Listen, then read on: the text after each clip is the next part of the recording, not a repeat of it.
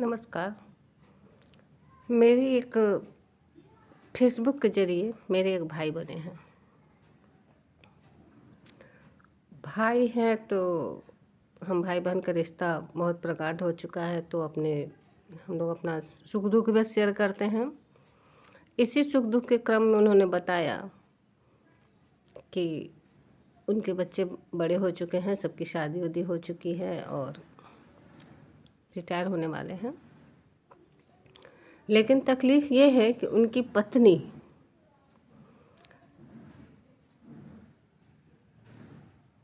उनके ही भतीजे से अटैच है।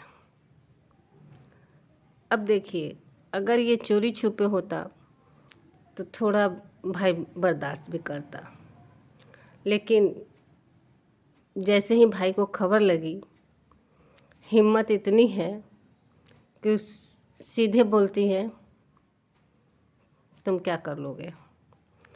अब भाई के साथ मजबूरी है कि ये दामाद वाले हैं, समधी बन चुके हैं। अगर कुछ आवाज़ उठाते हैं तो इनकी सामाजिक प्रतिष्ठा यहाँ से वहाँ तक धूमिल हो जाती है।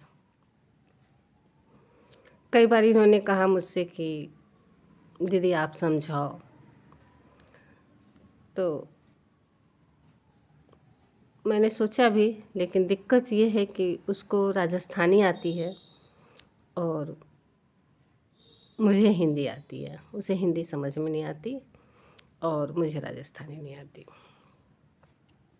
वैसे भी मैं जानती हूँ जो इस तरह के केसेस होते हैं उसमें समझाने-वमझाने का कोई ख़ास मतलब नहीं बनता है।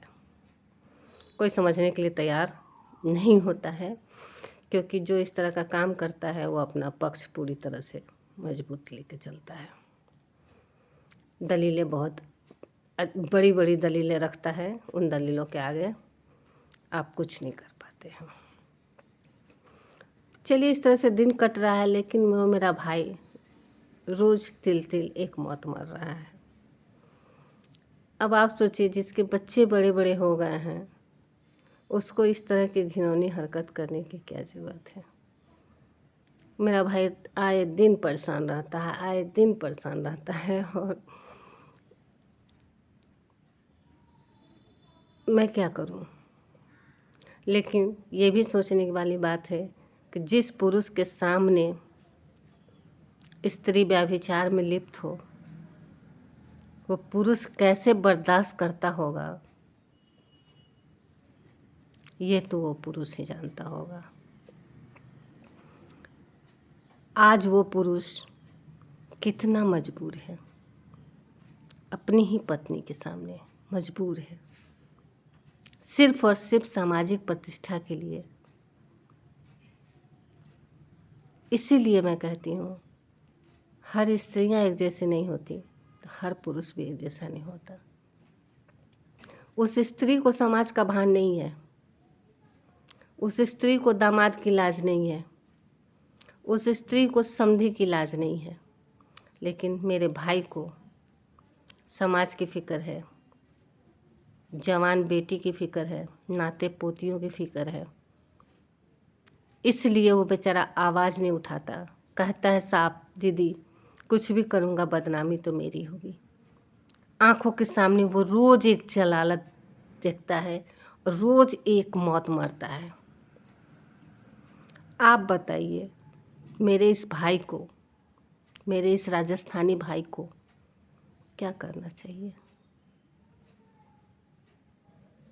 क्योंकि कोर्ट कचहरी वो करेगा नहीं, छोड़ वो सकता नहीं, कारण बताएगा, अपने मुख पे कालिख पूतेगी और इसका आड़ लेके उसकी पत्नी उसको समझिए तो रोज़ जलील कर रही है। मेरा भाई बहुत दुखी है, कौन सा रास्ता अपनाए, कैसे वो खुश रहे। अब तो रिटायर भी हो चुके हैं, तो पहले तो था कि स्कूल में थे तो थोड़ा वक्त निकल जाता था। अब तो रिटायर भी हो चुके हैं, लेकिन उन दोनों का समझाने बुझाने से भी कोई असर नहीं, किसी चीज़ का कोई असर नहीं, न लोक, न लाज, न सामाजिक प्रतिष्ठा, कुछ भी नहीं। तो अगर आप लोगों को समझ में आए तो मेरे भाई के लिए बताइए कि मेरे भाई को क्या करना चाहिए। मैं तो अपने भरसक बहुत समझा चुकी हूँ कि भाई छोड़िए, कहीं और ध्यान लगाइए, अध्यात्म में जाइए, पूजा पाठ में जाइए, अपने आप पे ध्यान दीजिए। लेकिन आप लोगों की राय में क्या राय हो सकती है? उस औरत के लिए क्या होना चाहिए जो इस तरह से इनको मानसिक प्रताड़ना दे रही है? इस भाई के लिए क्या होना चाहिए? आप लोग ज़रूर बताइएगा। धन्यवाद।